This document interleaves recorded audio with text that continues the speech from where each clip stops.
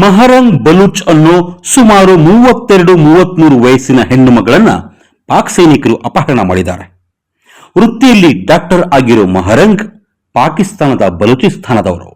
ಈ ಹೆಣ್ಣು ಮಗಳಿಗಾಗಿ ಈಗ ಇಡೀ ಜಗತ್ತು ಬೊಬ್ಬಿರಿತಾ ಇದೆ. ಅದಕ್ಕೆ ಕಾರಣವಾಗಿದ್ದು ಈ ಒಂದು ವಿಡಿಯೋ.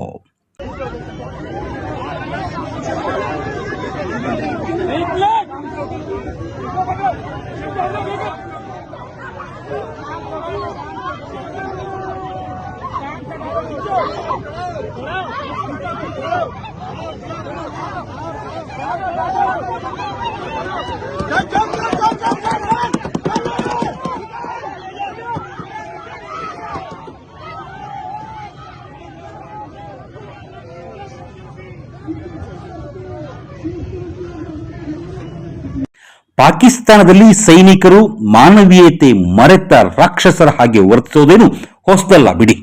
ಈ ವಿಡಿಯೋದಲ್ಲಿ ಡಾಕ್ಟರ್ ಮಹರಂಗ್ ಬಲೂಚ್ ಅವರನ್ನ ಸೈನಿಕರು ಹಾಡ ಹಗಲಲ್ಲೇ ಕಿಡ್ನಾಪ್ ಮಾಡ್ತಾರೆ.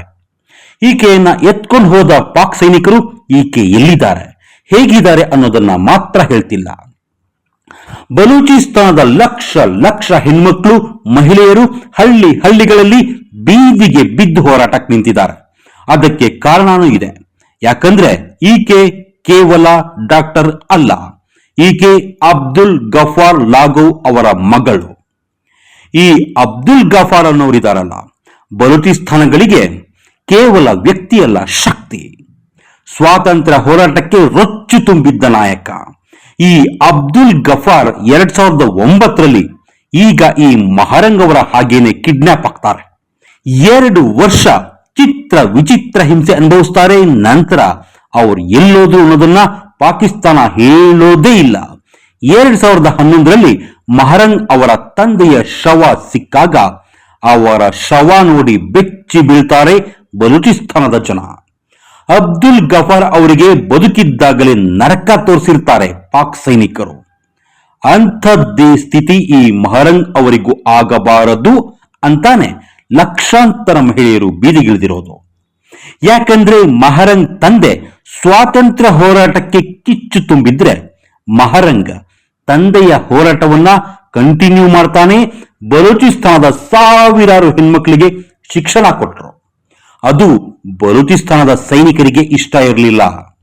ಡಾಕ್ಟರ್ ಆಗಿದ್ದ ಮಹರಂಗ್ ಆಸ್ಪತ್ರೆ ಮೂಲಕ ಸೇವೆನೂ ಮಾಡ್ತಾ ಇದ್ರು. ಅದು ಕೂಡ ಪಾಕ್ ಸೈನಿಕರಿಗೆ ಇಷ್ಟ ಇರಲಿಲ್ಲ. ಬಲೂಚಿಸ್ತಾನ ಇರೋದು ಪಾಕಿಸ್ತಾನದಲ್ಲೇ ಆದ್ರೂ ಬಲೂಚಿಗಳನ್ನ ಸೆಕೆಂಡ್ ಗ್ರೇಡ್ ಸಿಟಿಸನ್ಗಳ ತರ ನೋಡ್ತಾರೆ ಪಾಕಿಸ್ತಾನದವರು. ಅವರು ಇಂಡಿಯಾ ಪಾಕಿಸ್ತಾನ ಡಿವೈಡ್ ಆಯ್ತಲ್ಲ, ಆವಾಗ ಭಾರತಕ್ಕೆ ಸೇರ್ಬೇಕು ಅಂತ ಕೇಳಿದ್ರಂತೆ. ಅದೊಂದೇ ಕಾರಣ, ಅದೊಂದೇ ಒಂದು ಕಾರಣಕ್ಕೆ ಪಾಕಿಸ್ತಾನದವರು ಇವರನ್ನ ಪಾಕಿಸ್ತಾನದವರು ಅಂತ ಒಪ್ಕೊಂಡಿಲ್ಲ. ಅವರಿಗೆ ಎಜುಕೇಶನ್ ಕೊಡಲ್ಲ, ಹೆಲ್ತ್ ಫೆಸಿಲಿಟಿ ಕೊಡಲ್ಲ, ಜೊತೆಗೆ ಬಲೂಚಿಸ್ತಾನದ ಹೆಣ್ಮಕ್ಳನ್ನ ಇಷ್ಟ ಬಂದಂಗ್ ಹೊತ್ಕೊಂಡೋಗಿ ದೌರ್ಜನ್ಯ ನಡೆಸ್ತಾರೆ.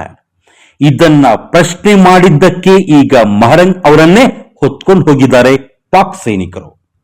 ಒಬ್ಬ ಮಹರಂಗ್ ಅವರನ್ನ ಕಿಡ್ನಾಪ್ ಮಾಡಿ ಗುಟ್ಟಾಗಿಟ್ಟು ಭಯ ಹುಟ್ಟಿಸ್ಬಿಟ್ವಿ ಅನ್ಕೊಂಡಿದ್ದ ಪಾಕ್ ಸೈನಿಕರಿಗೆ ಲಕ್ಷ ಲಕ್ಷ ಸಂಖ್ಯೆಯಲ್ಲಿ ಬರ್ತಾ ಇರೋ ಮಹಿಳೆಯರ ಸೈನ್ಯವನ್ನ ಕಂಟ್ರೋಲ್ ಮಾಡೋಕೆ ಆಗ್ತಾ ಇಲ್ಲ.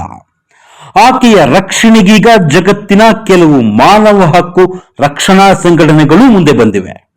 ಜಗತ್ತಿನ ಹಲವು ಕಡೆ ಪ್ರತಿಭಟನೆಗಳಾಗ್ತಿವೆ. ಮಹರಂಗ್ ಎಲ್ಲಿದ್ದಾರೆ, ಹೇಗಿದ್ದಾರೆ ಅನ್ನೋದನ್ನ ಪಾಕ್ ಸರ್ಕಾರ ಬಾಯ್ಬಿಡ್ತಿಲ್ಲ.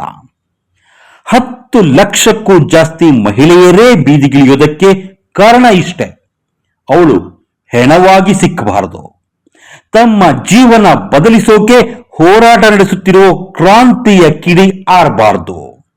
ತಮ್ಮ ಜೀವನಕ್ಕಾಗಿ ಮಹರಂಗ್ ತಂದೆ ಜೀವವನ್ನೇ ಬಲಿ ಕೊಟ್ಟಾಗೋಗಿದೆ. ಈಗ ಆಕೆಯ ಮಗಳನ್ನು ಆಕೆಯ ತಂದೆ ತರ ಕಳ್ಕೋಬಾರದು. ತಮ್ಮ ನೋವಿಗೆ ಧ್ವನಿ ಕೊಟ್ಟವಳ ಪರ ನಾವೇ ಧ್ವನಿ ಎತ್ತದೆ ಹೋದ್ರೆ ನಾವು ಬದುಕಿರೋದಾದ್ರೂ ಯಾಕೆ ಅನ್ನೋ ಆಕ್ರೋಶವೇ ಈ ಹೋರಾಟ ಜ್ವಾಲಾಗ್ನಿಯಾಗಿ ಹರಡೋದಕ್ಕೆ ಕಾರಣ ಆಗಿದೆ.